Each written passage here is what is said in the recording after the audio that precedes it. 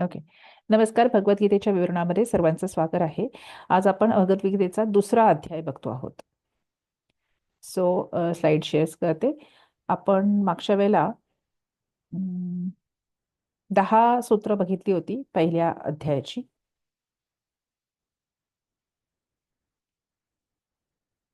त्याचा एक fast recap आपण घेऊया. भगवद्गीता पहिला दुसरा अध्याय सांख्ययोग.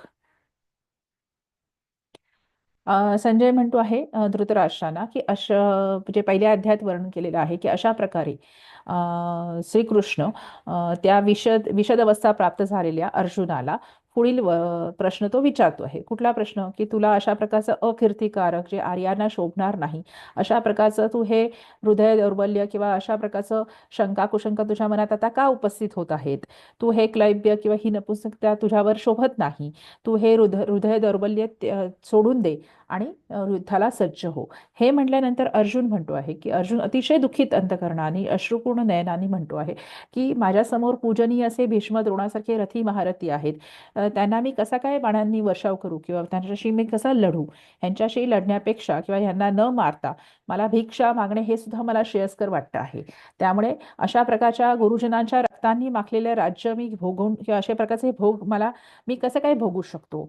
ओके. त्यामुळे ज्यांना मी मारू नये असे कौरवजन रथी महारथी किंवा माझे आप्त स्वकीय इथे समोर असताना त्यांना मी जिंकावे अशी माझी इच्छा नाही किंवा त्यांनी मला जिंकले काय किंवा मी त्यांना जिंकले काय ह्याच्यामध्ये कुठलं बरं श्रेष्ठ असेल, या युद्धाचा कुठला परिणाम श्रेष्ठ असेल हे आता मला समजत नाहीये. सो तिथे कार्पण्य दोष असा एक उल्लेख आहे की सिंहासारखा अर्जुनासारखा नृसिंह सुद्धा जेव्हा त्याला वीक मनस्थिती किंवा दुर्बल मनस्थितीचे सामना करतो तेव्हा त्याला कार्पण्य दोष असं म्हटलं जातं. जो कॅपेबल व्यक्ती जेव्हा डिप्रेशनमध्ये जातो तेव्हा त्याला कार्पण्य दोष असं म्हटलं जातं. त्यामुळे अर्जुन कृष्णाला म्हणतो आहे की अशा कार्पण्य दोष प्राप्त झालेला मी, धर्म काय अधर्म काय ह्याचा संभ्रमित झालेला मी तुला प्रश्न विचारत आहे की मला निश्चितपूर्वक मला माझ्यासाठी काय श्रेयस्कर असेल ते मला सांग, कारण मी तुझा शिष्य आहे आणि मी तुला शरण आलो आहे. त्यामुळे ह्याच्यामध्ये म्हणजे जरी समृद्ध राज्य मला प्राप्त झालं गुरुजनांना मारून तरी मला त्याचा काय उपयोग आहे? हा शोक जो माझ्या मनामध्ये आता उत्पन्न होत आहे तो शोक काय त्यांनी शमन होणार नाही. सो अशा प्रकारे संजयचं स्टेटमेंट आहे पुढे की हे सगळं बोलून हे सगळं श्रीकृष्णाला बोलून अर्जुन तिथे शांतपणे रथात बसून गेला. ओके. आणि त्याच्यानंतर मंदस्मित करत श्रीकृष्ण दोन्ही सैन्यांच्या मध्ये बसलेल्या त्या विषाद अवस्था प्राप्त झालेल्या त्या अर्जुनाला हे पुढील वाक्य म्हणाला.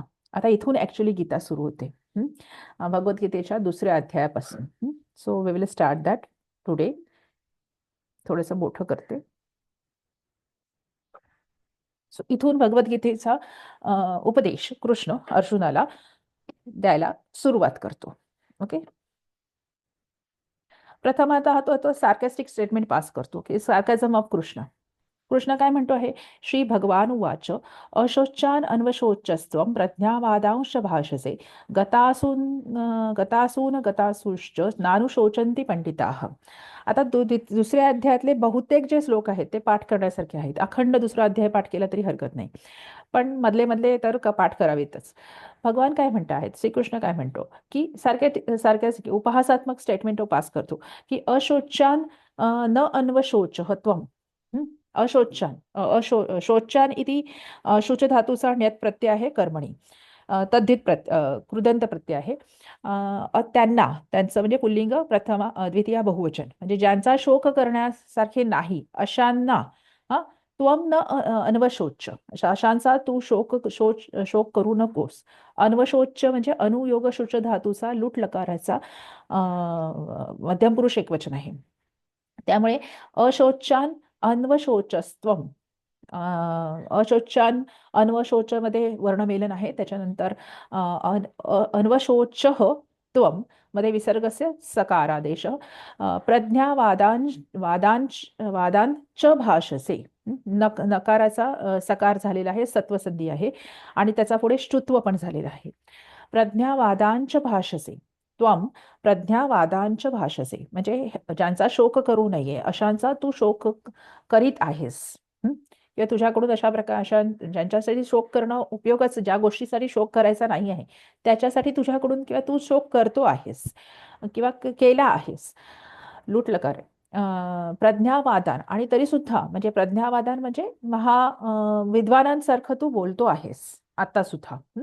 प्रज्ञावादांच भाषसे गतासून अगतासून, गतासून अगतासून मध्ये वर्णमेलन आहे. गतासून अगतासून च पुन्हा सत्वसंधी आणि अष्टुत्व संधी. न अनुशोचंती पंडिताः, न अनुशोचंती मध्ये सवर्ण दीर्घ. पंडिताः गतासून अगतासून च न अनुशोचंती, म्हणजे पंडित म्हणजे जे विज्ञानी लोक असतात ते गतासून, गतासून इति समस्तपदमध्ये गताः असवः येभ्य ते, म्हणजे ज्यांच्याकडून असव म्हणजे आत्मा गेलेला आहे किंवा ज्यांच्यामधून गेलेला आहे असे ते, आणि अगतासून म्हणजे न गतवान न गतासव इति अगतासून नय बहुव्रीही, हे सगळे उकारांत आहे. गतासू अगतासू असे प्रातिपदिक आहेत त्याच्यामध्ये. सो आणि त्यांचं पुल्लिंग द्वितीय बहुवचन आहे. त्यामुळे जे पंडित किंवा जे ज्ञानी लोक असतात ते गतासून म्हणजे ज्यांच्यातून आत्मा निघून गेले आहे, किंवा अगतासून ज्यांच्यामधून आत्मा निघून गेला नाही म्हणजे जे जिवंत आहेत, म्हणजे जे मृत आहेत किंवा जे जिवंत आहेत, ओके, त्यांच्याबद्दल शोक करत नाहीत. ते पंडिताः न अनुशोचन्ति, म्हणजेच ज्ञानी लोक जिवंत माणसांबद्दल किंवा मृत माणसांबद्दल सुद्धा शोक करत नाहीत. The supreme Lord sed, while you speak words of wisdom, you are mourning for that which is not worthy of grief. म्हणजे जे अशोच्य आहे, ज्याच्यासाठी उपयोग नाही आहे, जे वर्थफुल नाही आहे, ज्याचा विचार करून त्याच्या संबंधी तू विचार करतो आहेस. The wise lament neither for the living nor for the dead. So they wise people do not think about the dead people also. They do not think about the living beings also. Okay. So तो अशा प्रकारचा शोक तुला शोभत नाही असं उपहासात्मक statement Shrikrishna pass करतो आहे. पुढे तो काय एक्सप्लेन करतो आहे की का बरं पंडित लोक डेड किंवा लिव्हिंग बिंगसाठी कुठल्याही प्रकारचा शोक करत नाहीत, तर त्याचे कारण तो पुढे सांगतो आहे की cycle of birth and death, okay, हे चालू राहतं. जसं रंगभूमीची नाटकांचे आवर्तन होत असतात किंवा म्हणजे आपण पुस्तकाची पारायण करत असतो, एक पुस्तक सारखं सारखं वाचत असतो, बरोबर आहे. ते पुस्तक चालू होतं संपतं, चालू होतं संपतं, ओके. तसंच हे सायकल आहे. दिस इज म्हणजे हा एंड नाही. आपल्याला वाटलं आपला जन्म झाला आणि आता आपला मृत्यू होणार काही 60-70-80 वर्षांनी, म्हणजे सगळं संपणार, असं नसतं. हे पुढे पुढे पुढे पुढे चालू राहतो. जसं एखाद्या लहान मुलाला वाटावं की आज दिवस उगवला आणि रात्री संपला म्हणजे आता सगळं संपलं, पण तसं संपत नसतं. दुसऱ्या दिवशी तो पुन्हा चालू होतो. तोच मुलगा त्याच्यातनंच पुढे कंटिन्यू करत असतो. रोज सकाळी आपण उठतो आणि संध्याकाळी झोपतो, ओके. सो दिवस दिवस संपला म्हणजे आपण संपत नसतो. तसं हे शरीर संपलं म्हणजे आपण संपत नसतो, आत्मा संपत नसतो. 60-70 वर्षांनी 80 वर्षांनी पुन्हा नवीन जन्म घ्यायचा आहे, नवीन शरीर घ्यायचं आहे आणि हे चालू व्हायचं आहे. हा जो सांख्ययोग दुसऱ्या अध्यायामध्ये संपूर्णमध्ये सांगितलेला आहे. तर ह्याच्या पुढचे हे सगळे श्लोक पाठ करण्यासाठी आहेत. Cycle of birth and death, आणि हे ज्याला समजलं, नुसतं शाब्दिक नाही, हे ज्याला अनुभवता आलं किंवा हे ज्याला अवगत झालं, ह्याचं ज्ञान ज्याला झालं, त्याला कुठल्याही प्रकारचं दुःख होणं शक्य नाही. काय म्हणतो हे 12व्या सूत्रामध्ये, हा मान्य आहे की लोक आपलं शरीर बदलेल, आपल्या आजूबाजूची माणसं बदलतील, ओके. पण जसं आपण शाळा बदलतो, कॉलेजेस बदलतो, आपण रडतो, थोडी तात्पुरतं दुःख होतं, पण नंतर ती शाळा सोडून जातो, नंतर ते कॉलेज सोडून जातो, नंतर ते फ्रेंड्स सोडून जातो.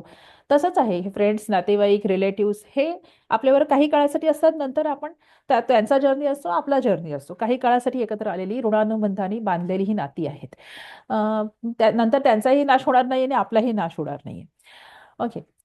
सो आपण सूत्राकडे येऊया. न त्वेवाहम जातु नासम न त्वं नेमे जनाधिपाः न चैव न भविष्यामः सर्वे वयमतः परम. तो काय म्हणतो आहे संधी बघूया. न तू एव अहम, तू योग एव मध्ये यडसंधी आहे, एव योग अहम मध्ये सवर्ण दीर्घ, न योग आसम मध्ये सवर्ण दीर्घ,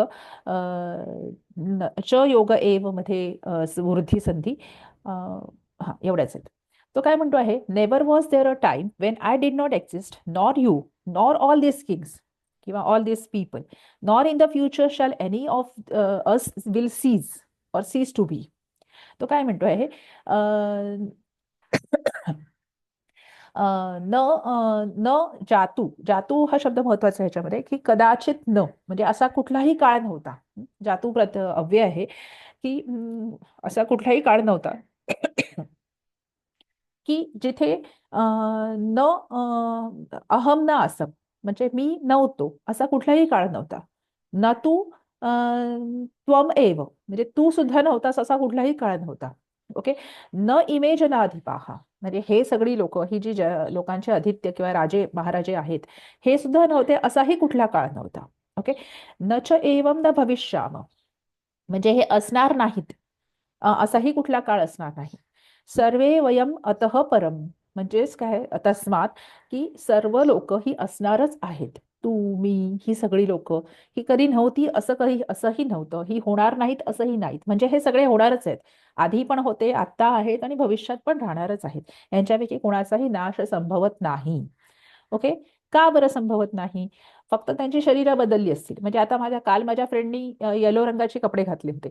आज कदाचित वेगळाच काहीतरी गेटअपमध्ये तो येईल, पण म्हणून माझा मित्र किंवा माझी मैत्रीण बदलत नाही. तिचा ड्रेस फक्त बदलतो. ओके. तसंच या शरीराच्या बाबतीमध्ये पण आहे. देहिनोस्मिन यथा देहे कौमारम यौवनम जरा तथा देहांतर प्राप्तिर्धी रस्तत्र न मुह्यती. देहिनः अस्मिन यथा, देहिनः अस्मिन मध्ये विसर्गस्य उत्व गुणसंधी आणि पूर्वरूप पण. अस्मिन अस्मिन यथामध्ये वर्णमेलन आहे. देहे कौमारम यौवनम चरा तथा देहांतर प्राप्तिही विसर्गस्य रेफः धीही अत्र तिथे पण विसर्गाचा रेफ आहे. धीही तत्र न मुह्यती. आता तो काय म्हणतो आहे की just as embodiment of the soul continuously passes from the childhood to younghood or the youth to the old age, similarly at the time of death the soul passes into another body. The wise men are not deluded by this. Okay. ही देहिनः षष्टी एकवचन. जसं या देहीन इनी प्रत्यय आहे देहामध्ये, देहे अस्मिन अस्य वा अस्ति, तो आत्मा देहिनः म्हणजे आत्म्याचं काय होतं की यथा इथे काय होतं या देहामध्ये अस्मिन यथा देहे म्हणजे या देहामध्ये काय होतं, तो कौमारावस्थेतून तारुण्यावस्थेत जातो, तारुण्यावस्थेतून वार्धक्यावस्थेत जातो. बरोबर. आपण 25तनं 35 येतो, 35तनं 45 येतो, 45तून 55 मध्ये येतो, 55मधून 65 मध्ये येतो. सो आफ्टर 10 इयर्स शरीराची परिस्थिती बदलत राहते. तशाच प्रकारे एक दिवशी तो हा देह सोडून दुसऱ्या देहामध्ये तथा देहांतर प्राप्तीही, तशाच प्रकारे त्याच स्मूथ ह्यानी देहांतर प्राप्ती व्हायला पाहिजे. आपण असं म्हणतो का की आता माझी 25वी संपली, अरे बापरे 25व्या बर्थडेला आता मी कसं काय 35शी मध्ये जाऊ, किंवा 30s संपले आता मी कसं काय 40s मध्ये जाऊ. तिथे आपण फार दुःख करत नाही. किंवा 40s संपतात 50s मध्ये येतो, 50s संपतात 60s मध्ये येतो. तिथे आपण फारसं दुःख करत नाही किंवा करता येत नाही आपल्याला. मग देहांतराच्या वेळेला का दुःख करावं? हा देह सोडून पुढच्या देहात जायचं आहे. It's so simple. एक शाळा संपली दुसऱ्या शाळेत जायचं, एक कॉलेज संपलं दुसऱ्या मास्टर कॉलेजेसमध्ये जायचं आहे. So it should be as simple as it is. So तथैव देहांतर प्राप्तीही दीही तत्र न मुह्यती. बुद्धिमान माणसं त्याच्यामध्ये शोक करत नाहीत. ओके. त्याचं कारण का शोक करत नाहीत तो असं म्हणतो आहे की there are pairs of opposites. तो पुढे डिस्क्राईब करतो आहे की दुःख का होतं, म्हणजे एका देहातून दुसऱ्या देहात जाताना किंवा एक शाळा सोडून दुसऱ्या शाळेत जाताना, शाळेतून सोडून कॉलेजमध्ये जाताना काही मुलांना अतीव दुःख होतं. सेंड ऑफ पार्टी असते 10वीची 12वीची किंवा कुठल्याही गोष्टीची. काही मुलं सहजतेने पुढे जातात, काही मुलांना फार दुःख होतं. का बरं? सोडायलाच मागत नाही शाळेमध्ये, 1-2 दिवस परत शाळेत जाऊन बसतात. का बरं? तसाच आत्मा देह सोडल्यानंतर सुद्धा तिथे 11-12 दिवस 13 दिवस तिथेच रमत असतो. का बरं? का असं होतं? तर मात्रा स्पर्शास्तु कौंतेय शीतोष्ण सुख दुःखदा आगमा पायिनो नित्यास्तान तितिक्षस्व भारत. की इंद्रियांच्या कंट्रोल नसेल तर अशा गोष्टी होतात. इंद्रिय निग्रह ज्यांच्याकडे असेल त्यांच्या बाबतीत ह्या गोष्टी होत नाहीत. ओके. किंवा ज्यावेळेला आपल्याला शाळा सोडायची असते, कॉलेज सोडायचं असतं, त्यावेळेला आपण महिना 2 महिने आधी प्रिपरेशन करतो की बाबा आता मला ही शाळा सोडून जायची, कॉलेज सोडून जायचंय. तसा हा देह मला आता सोडून जायचंय. काही लोक प्रिपरेशन करतात. सो मात्रास्पर्श हा त्याचं मुख्य कारण आहे मात्रास्पर्श. मात्रास्पर्श म्हणजे इंद्रियांची जे इंद्रियांची जी सुख आहेत त्या सुखांमुळे आलेलं किंवा आपण काय म्हणू त्याला हा मात्रा स्पर्श हा मात्राणाम स्पर्श म्हणजे इंद्रियांचं जे सुख असतं, मात्रा इत्युक्ते इंद्रिय, त्यांचं जे सुख असतं, षष्ठी तत्पुरुष आहे समास, त्यांचं जे सुख असतं ते हे कौंतेय शीतोष्ण सुख दुःख हा त्या इंद्रियांमधून मिळणारं जे सुख असतं त्यामुळे ते सोडायला मागत नाहीत, ती शाळा, ते कॉलेज किंवा तो देह सुद्धा. ओके. सो परंतु तू एक लक्षात घे की हे मात्रा स्पर्श जे आहेत किंवा हे कौंतेय मात्रा स्पर्शः तू शीतोष्ण सुख दुःखदाः मात्रा स्पर्शः तू मध्ये विसर्गस्य सकार आणि शीतोष्ण सुख दुःखदा इति समस्तपदमस्ति. शीतं च उष्णं च द्वन्द्व, सुखं च दुःखं च द्वन्द्व, शीतोष्ण सुख दुःखानि अपि द्वन्द्व, इतरेतर द्वन्द्व आणि तस्य जनयन्ति इति उपपद तत्पुरुष येतो. सो अशा प्रकारे म्हणजे शीत उष्ण सुख दुःख ह्याच्यामध्ये जे काही सुख दुःख असतात, म्हणजे शीतोष्ण म्हणजे दिवस रात्र हे जे ड्युअलिझम आहे, शीतोष्ण, नवीन जुनं, दिवस रात्र अशा प्रकारची जी काही ही पेअर्स ऑफ अपोजिट्स आहेत त्याच्यातून जी सुख आपण अनुभवतो किंवा दुःख सुद्धा अनुभवतो त्याच्यातून उत्पन्न होणारे हे मात्रा स्पर्श आहेत. म्हणजे ही सगळी सुख दुःख ही त्यातून उत्पन्न होणारी आहेत. आणि शिवाय ती कशी आहेत, आगमापायिनः, आगमापायिनः असं त्यांना म्हटलेलं आहे. हा. सो म्हणजे ती येणारी जाणारी आहेत, त्यांचा आगम होतो, त्यांचा अपाय होतो, ती कमी जास्त होणारी आहेत. अनित्य अपायिनः मध्ये विसर्गस्य उत्तम गुणसंधी आणि पुरे पूर्वरूप आहे. अनित्य म्हणजे ते अनित्य पण आहे, ती कधी असतात कधी नसतात. ओके. म्हणजे मला समजा शीतगुण आवडतो आहे तर प्रत्येक वेळेला शीतगुणामुळे मला सुख वाटेलच असं नाही, त्यामुळे ते अनित्य आहेत. नित्याः तान तितिक्षस्व भारत. तान तितिक्षस्व मध्ये सत्वसंधी आहे. नित्याः मध्ये विसर्गस्य सकार असते. तान तितिक्षस्व म्हणजे तू मध्यम पुरुष एक वचन आहे, तू त्यांना लोट लकार, तू त्यांना सहन कर, किंवा त्यांच्यावर नियंत्रण मिळव. जे नियंत्रण मिळवू शकत नाहीत त्यांना ती अटॅचमेंट पाठच्या शाळा कॉलेजेस किंवा पाठच्या देहामध्ये राहते. त्यामुळे तू त्यांना सहन कर, त्यांच्यावर नियंत्रण मिळव, म्हणजे तुला ती अटॅचमेंट राहणार नाही आणि तुझी देहांतर प्राप्ती किंवा तुझ्या जो देह बदलण्याचा जो प्रोसेस आहे ती सोपी होईल. Okay. So contact between the senses and sense objects give rise to fleeting perception and happiness of distress. These are non-permanent, अनित्य. They come and go. आगमापायिनः ते जातात येतात. Like winter and summer seasons. One must learn to tolerate them and control them without being disturbed. Tolerate them and even control them म्हणजे तुला ही देहांतर प्राप्ती सोपी होऊन जाईल. पुढे काय म्हणतो आहे की यम ही न व्यथयन्ते ते पुरुषम पुरुषर्षभ समदुःख सुखम धीरम सोमृतत्वाय कल्पते. यम ही न व्यथयन्ती, व्यथयंती योग येते, यणसंधी आहे. पुढे सो अमृतत्वाय मध्ये विसर्गस्य उत्व गणसंधी आणि पूर्वरूप आहे.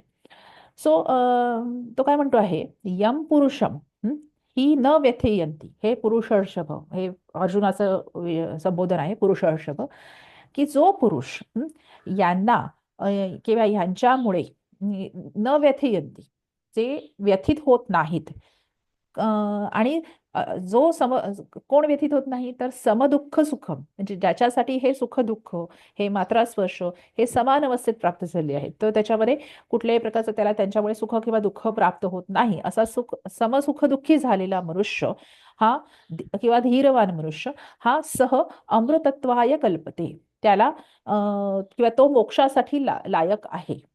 कल्पते इत्युक्ते अर्हसी म्हणजे तो मोक्ष प्राप्त करण्यासाठी योग्य किंवा एलिजिबल आता झालेला आहे. The person who is not affected by happiness and distress and remain study in both this pairs of opposites becomes eligible for liberation. तसा तू हो असं त्याला म्हणायचं आहे. म्हणजे पुढे तो काय म्हणतो आहे की नासतो विद्यते भावः नाभावो विद्यते सतः उभयोरपि दृष्टोन्तस्त्वन्नयो सत्त्वदर्शिभिः. भरपूर संधी आहे त्याच्यामध्ये.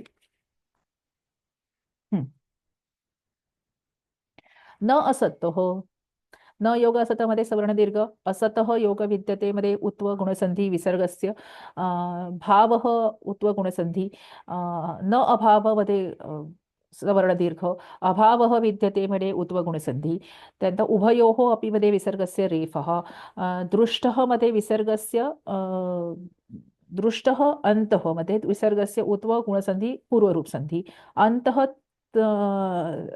अंतः त्वन् क्षम्यताम्, हा, अन्तः मध्ये विसर्गस्य सकारः अस्ति, अंतः तू आहे ते, अंतः तू, तू योग अनयोः मध्ये यणसंधी आहे, अनयोः तत्वदर्शी मध्ये विसर्गस्य सकार असती. ओके, सो ह्याच्यात भरपूर संधी आहेत. आता तो काय म्हणतो आहे की there is no endurance of unconstant, or unconstant म्हणजे बॉडी, जे अशाश्वत आहे ते म्हणजे शरीर, unconstant, and no cessation of eternal, शाश्वत जे आहे ते आत्मा, की and end of both has been observed by the seers of the truth, म्हणजे ज्ञानी observe the end of all this of the both. तो काय म्हणतो आहे, असतः भावः न विद्यते. हं. असतः, असत म्हणजे शरीर, सत म्हणजे सत्यम शिवम सुंदरम, आत्म्यासाठी सत हे वापरलं जातं विशेषण. न असत म्हणजे जे शाश्वत नाही, म्हणजे जे अशाश्वत आहे म्हणजे शरीर. ओके, आणि बाकीची प्रकृती. न असतः भावः विद्यते म्हणजे शरीराचा किंवा प्रकृतीचा भाव किंवा प्रकृतीचं अस्तित्व नाही. हं. न अभावः विद्यते सतः, तकारांत आहे सत प्रातिपदिकम, त्यामुळे सताचा किंवा शाश्वताचा किंवा आत्म्याचा भाव अभाव असत नाही. हं? अशाश्वताचा भाव असत नाही किंवा अशाश्वताचं अस्तित्व नाही, अशाश्वताचा अभाव नाही. उभयोः अपि दृष्टः अंतः, म्हणजे या दोघांचाही अंत म्हणजे पेक्षा ज्यांचा प्रवास हा अ, तू अनयोः या दोघांचा प्रवास हा तत्वदर्शीभिः दृष्टः, म्हणजे ज्यांना तत्व समजलेली आहेत, मूळ निसर्गाची किंवा कॉन्शियसनेस किंवा प्रकृतीची, प्रकृती म्हणण्यापेक्षा युनिव्हर्सची सत्य ज्यांना समजली आहे, तत्वदर्शीभिः, तृतीया बहुवचन, त्यांच्याकडून या सर्वांचा प्रवास हा बघितला जातो. सो पुढे तो म्हणतो आहे की अविनाशी तू तद्विधी येनम सर्वमिदं ततं विनाशमव्ययस्यास्य न कश्चित कर्तुम अर्हति. तो आत्म्याविषयी पुढे म्हणतो आहे की अविनाशी तू तद्विधी, म्हणजे त्याला, त्या शाश्वत भावाला की त्या सताला तू अविनाशी आहेस असं जाण. तद, त्याला तू अविनाशी आहेस असं, तो अविनाशी आहे. त्याचा नाश होऊ शकत नाही. येन सर्वमिदम ततम, म्हणजे त्याच्याकडून, ह्याच्याकडूनच म्हणजे आत्म्याकडून, सर्वम इदम ततम, ततम म्हणजे व्याप्त झालं आहे. आणि त्याच्याकडूनच हे सर्व विश्व व्याप्त झालेलं आहे. विनाशम अव्ययस्य यस्य, यस्य अव्ययस्य विनाशम, म्हणजे या अव्यय स्वरूपी तत्वाचा किंवा आत्म्याचा विनाश न कश्चित कर्तुम अर्हति, कोपी कर्तुम न शक्यते, म्हणजे तू या आत्म्याचा विनाश कोणीही करू शकत नाही. न कश्चित कर्तुम अर्हति, किंवा त्या कोणामध्येही एवढी शक्ती नाही जो आत्म्याचा नाश करू शकतो. that which pervades or that occupies the entire body or entire प्रकृती, know it to be indestructible, म्हणजे तो याचा अविनाशी आहे, तो त्याला त्याचा डिस्ट्रॉय करू शकत नाही तुम्ही. No one can cause the destruction of this imperishable soul. Okay, असं तो म्हणतो आहे. आता ही पुढे आत्म्याविषयी वर्णनं आता हळूहळू येणार आहेत. हे सगळे श्लोक पाठ करण्यासाठी आहेत. पुढे कृष्णाचा ऍडवाइस आहे किंवा कृष्णाचं डिस्क्रिप्शन आहे आत्म्याविषयी. तो म्हणतो आहे, अंतवंत इमे देहा नित्यस्योक्ताः शरीरिणः अनाशिनो अनाशिनो प्रमेयस्य तस्मात् युद्धस्य भारत. तो पुढे काय म्हणतो आहे की अंतवंत, मतू प्रत्यय आहे. अंत मतुवर्थी असती. शरीरिणामध्ये पण इनी प्रत्यय आहे, तद्धित प्रत्यय. नाशीमध्ये पण इनी प्रत्यय आहे. सो शरीरिण इमे देहा, शरीरीन असं आहे, म्हणजे ज्या शरीरामध्ये जो आहे तो आत्मा, आणि त्याची षष्टी एकवचन शरीरिण. शरीरिण म्हणजे आत्म्याचं, इमे देहा आत्म्याची ही शरीर, अंतवंत नित्य म्हणजे नित्य सदैव ही अंतवंत आहेत, म्हणजे ह्यांचा अंत आहे, हे अविनाशी नाहीये, ज्यांची शरीर अविनाशी नाहीयेत, हे अंतवान असलेलेच ही शरीर आहेत. इति उक्ताः म्हणजे असं म्हटलं जातं ज्ञानीजनांकडून. अनाशिनः अप्रमेयस्य. आणि कशा प्रकारचा हा शरीरीन आहे, तर अनाशीन आहे. अनाशिन हे समस्त पद आहे. न नाशी इति अनाशी नय तत्पुरुष आहे. आणि अप्रमेयस्य प्रियमध्ये न प्रमेय इति अप्रमेय नय तत्पुरुष. अनाशिन म्हणजे ज्याचा नाश नाही असा तो, असा त्याचं. आणि अप्रमेयस्य म्हणजे ज्याचं मोजमाप करणार, ज्याची प्रमिती किंवा ज्याचं प्रमाण माहिती नाहीये, विच इज नॉट मेजरेबल. त्याची व्याप्ती, त्याची अखंडता तुम्ही मोजू शकत नाही, अशा प्रकारच्या शरीरींचं म्हणजे अशा आत्म्यांची ही देह, हे जी शरीर आहेत की देह आहेत, ते त्यांचा अंतच होणार आहे. तस्मात युद्धस्व भारत, म्हणून तू युद्ध कर. Only the material body is perishable or it has the ends. Embodied soul within this indestructible and immeasurable is always eternal. Therefore, हे Bharat, please fight your war, असं तो म्हणतो आहे. पुढे तो आत्म्याविषयी काय म्हणतो आहे, य एनम वेत्ति हंतारम यश्चैनम मन्यते हतम उभौ तौ न विजानीतो नायम हंती न हन्यते. म्हणजे काय, की neither of them two is in knowledge. I mean they don't know. The person who thinks like these two thoughts do not know one, or they are ignorant people. ते त्यांना माहिती नाहीये. काय कोणाला माहिती नाहीये? The one who thinks soul can be destroyed and the one who thinks soul can be destroyed also. So for truly the soul neither kills nor can it be killed also. य ANM, यह ANM मध्ये विसर्गस्य लोपः. वेत्ति हंतारम यह च ANM, यहच विसर्गस्य सकारादेश अनंतरम श्रुत्व संधी. त्याच्यानंतर च एनम मध्ये वृद्धी संधी आहे. मन्यते हतम उभौ तौ विजानीतः विसर्गस्य उत्व गुणसंधी. न अयम सवर्ण दीर्घ संधी. हंती न हन्यते. एकच मिनिट.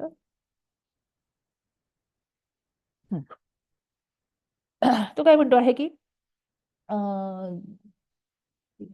यह एनम हंतारम वेत्ती, म्हणजे जो ह्याला म्हणजे मारक मारक करता किंवा जो मारणारा आहे असा जो याला समजतो, विदवेत्ती धातू आहे.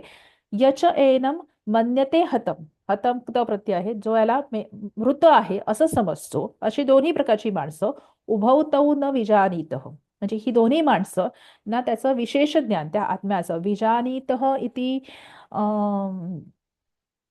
एकच मिनिट. हा ज्ञा धातूचं वियोग ज्ञा धातूचं कर्तरी लटलकार प्रथम पुरुष द्विवचन आहे. तीतः अंती.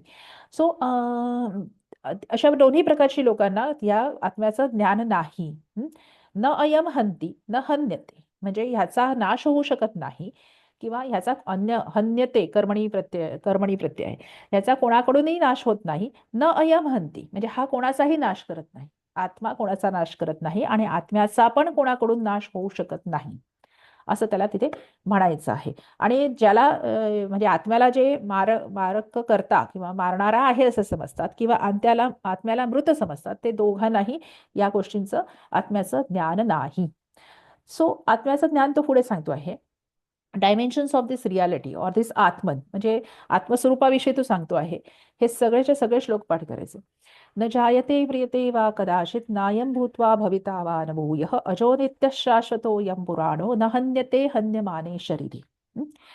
न जायते म्रियते वा कदाचित, तकारस्य नकारः परसवर्णसंधी आहे. कदाचित अयम मध्ये. पुढे शाश्वतः मध्ये अयम मध्ये उत्व गुणसंधी पूर्वरूप आहे. बाकी पुराणः मध्ये उत्व आणि गुणसंधी. न हन्यते हन्यमाने शरीरे. तो काय म्हणतो आहे की आत्म्याविषयी आता तो डिस्क्राईब करतो आहे की हा आत्मा कसा आहे. कारण आधीच्या सूत्रामध्ये त्यांनी सांगितलं की जो ह्याला मारणारा आहे असं समजतो, जो याला मेला आहे असं समजतो, त्याला काही समजत नाही. अशा दोन्ही प्रकारच्या माणसांना ज्ञान नाही. मग तो आत्म्याचं ज्ञान देतो आहे की न जायते म्रियते वा कदाचित, याचा the soul is neither born nor does it never ever die, म्हणजे त्याचा जन्म होत नाही, त्याचा मृत्यू सुद्धा होत नाही. जायते म्रियते लटलकारामध्ये आहेत आत्मनेपदी, त्यामुळे वर्तमान काळात आहेत. त्याचा कधीही जन्म पण होत नाही आणि त्याचा कधीही मृत्यूही होत नाही. वा कदाचित नॉर हॅव्हिंग वन्स एक्झिस्टेड भूत्वा भवितावान भूयः. भूयः म्हणजे पुन्हा. भूत्वा म्हणजे असून किंवा होऊन तो पुढे पुन्हा होणार आहे असं नाहीये. म्हणजे आपण कसं होतं, हा येऊन गेला किंवा तो जाऊन आला, म्हणजे ती गोष्ट एखादी होऊन पुन्हा होत असते. तसं त्याचा पुन्हा पुन्हा काही हे होत नाही. त्याचं अस्तित्व तो आहेच. तो इथे आहेच पहिल्यापासून. अजह तो कसा आहे? अजह अजन्म आहे, नित्य आहे, शाश्वत आहे, अनादिकालापासून आहे, अयम पुराण आहे, पुरातन आहे, न हन्यते हन्यमाने शरीरे. म्हणजे या हन्यमान, हन्यमान शानश प्रत्यय हन धातूचा, सप्तमी एक वचन. या हन्यमान किंवा या मारल्या जाणाऱ्या शरीरामध्ये न हन्यते, अयम न हन्यते म्हणजे ह्याचा नाश, या मारल्या जाणाऱ्या शरीरामध्ये याचा नाश होऊ शकत नाही. So the soul is without birth, eternal, immortal and ageless. It is not destroyed when the body is also destroyed. पुढे काय म्हणतो आहे की वेदा विनाशिनम नित्यम य एनमम अजमव्ययम कथम स पुरुष पार्थ कम घातयती हंतिकम. म्हणजे वेद काय म्हणत आहेत की वेदांनी याला वेद अविनाशामध्ये सवर्ण दीर्घ, एनम मध्ये नाही आहे, पुढे वर्णमेलन आहे, पुढे पण संधी नाहीये. ओके. अविनाशम नित्य. वेद कसे म्हणतात त्याला की हे अविनाशी आहे, अनडिस्ट्रॉयबल आहे, ह्याचा नाश होऊ शकत नाही, नित्य आहे. एनम अजन्मा अव्ययम, पुन्हा पहिल्या श्लोकासारखाच हा श्लोक आहे. अजन्म आहे, अव्यय आहे, याचा व्यय होऊ शकत नाही, ज्याला तुम्ही तोडू शकत नाही. पाण्याला कोणी तोडू शकतं का? हवेला तोडू शकतं का? नाही तोडू शकत आहे. ओके. सो एका बाटलीतनं दुसऱ्या बाटलीत भरल्यानंतर वाटलं हा पाण्याला सेपरेट केलं, पण पाण्याची कनेक्टिव्हिटी तिथे क्वांटम फिजिक्स लेवलवर असतेच असते. तसंच जसे सुनामी वगैरे येते, जगाच्या एका कोपऱ्यातून दुसऱ्या कोपऱ्यातल्या माणसांना समजतं, तर मला वाटतं ते हजारो किलोमीटर्सनी लांब आहेत, पण ते कनेक्टेडच आहेत. सो अव्ययम, त्याला कोणी सेपरेट करू शकत नाहीये. कथम स पुरुष पार्थ, की अशा हे पार्था तू मला सांग की अशा प्रकार कोण पुरुष ह्याला कम घातयती हंतिकम, किंवा ह्याला कसं काय मारू शकेल किंवा कसा काय तोडू शकेल. हवेला तोडू शकतं का? हवेचा नाश, पाण्याचा नाश किंवा वातावरणाचा नाश संभवत नाही. त्यामुळे तशाच प्रकारे आत्म्याचा पण नाश संभवत नाही. हे Partha, how can one who knows the soul to be imperishable, eternal, unborn and immutable kill anyone or cause anyone to kill. हंती आणि घातयती असे दोन्ही वापरले तर इथे हंती घातयती इथे हन धातूचा निजंत प्रत्यय आहे. लटलकार पुल्लिंग प्रथमा एकवचन, सॉरी प्रथम पुरुष एकवचन. हंती म्हणजे तो कसा काय मारू शकतो, किंवा घातयती म्हणजे तो कसा काय मारवून घेऊ शकतो. ओके. सो हंती आणि घातयती. हंती अनिजंत आहे, घातयती निजंत प्रत्यय आहे. त्याच्या पुढे तो म्हणतो आहे की 4 मिनिटं आहेत, आपण घेऊ शकतो. ही सगळी हे सगळ्यांना माहिती असतं तत्वज्ञान, म्हणून मी जरा फास्ट जाते. वासांसी जीर्णानी यथा विहाय नवानी गृह्णाती नरोपराणी यथा शरीराणी विहाय जीर्णान्यनानी संयाती नवानी देही. म्हणजे जशी आपण जुनी वस्त्र टाकून नवीन वस्त्र धारण करतो, तसाच आत्मा जुना देह टाकून नवीन वस्त्र धारण करतो. अन्वय बघूया. यथा नरः जीर्णानी वासांसी विहाय नवा पराणी अपराणी नवानी गृह्णाती तथा देही जीर्णानि शरीराणि विहाय अन्यानि नवानी संयाती. देही इनी प्रत्यय आहे, तद्धित प्रत्यय, की जसं as a person shades worn out garments और the old garments and wears new garments. Likewise, at the time of death, the soul also get the new body. नैनम छिंदन्ति शस्त्राणि नैनम दहति पावकः न चैनम क्लेदयन्त्यापो न शोषयति मारुतः. म्हणजे याचा न एनम मध्ये वृद्धी संधी आहे, न एनम मध्ये च एनम मध्ये सुद्धा वृद्धी संधी आहे. क्लेदयन्त्यापह मध्ये विसर्गस्य उत्व गुणसंधी आहे. की याला कोणीही शस्त्रांनी मारू शकत नाही, याला कोणीही अग्नीनी जाळू शकत नाही, याला कोणी म्हणजे कितीही प्रलय आला, कितीही पूर आला तरी याला कोणी वाहून नेऊ शकत नाही, की ते त्याचा नाश करू शकत नाही. कुठल्याही वादळांच्या ह्याच्यामध्ये किंवा वाऱ्याच्या सहाय्याने त्याचं कोणी शोषण करू शकत नाही. Weapons cannot shed it off, nor can fire burn it, water cannot wet it, or nor the wind can dry it. म्हणजे ह्याचा कोणीही कुठल्याही म्हणजे महाभूतांच्या किंवा पंचतन्मात्रांच्या प्रभावाने पण ह्याचा नाश होऊ शकत नाही. अच्छेद्यो यमदायोऽयम् अक्लेद्यो शोष्य एव च नित्यः सर्वगतः स्थाणु अचलोऽयं स्थाणुरचलोऽयं सनातनः.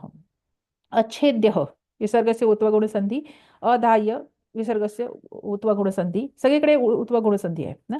स्थाणुः अचलम मध्ये विसर्गस्य रेफः. The soul is unbreakable, uncombustible. It can neither be dampened nor can be dried. अच्छेद्य, छेदन करण्यासारखा नाही, दाहन करण्यासारखा नाही, भिजवण्यासारखा नाही, ड्राय आउट करण्यासारखा नाही. सह it is everlasting in all places, unalterable, immutable and प्रीमॉर्डियल.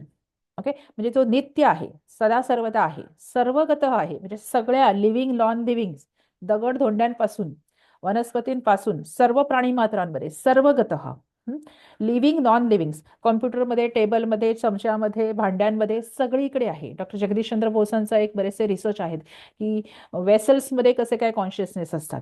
सर्वत्र सर्वगतः स्थाणू, अशी कुठलीही जागा नाही जिथे तो नाही आत्मा. स्थाणू आणि अणुवत आहे, अत्यंत मायन्यूट असं आहे. अचलोयम, अचल आहे म्हणजे तो इथे आहेच, तो कधी जात नाही. सनातन म्हणजे पुराण असा आहे, अनादी कालापासून आहे असं तो म्हणतो आहे. सो आत्म्याचं हे संपूर्ण वर्णन, हे सगळे श्लोक पाठ करू शकता तुम्ही.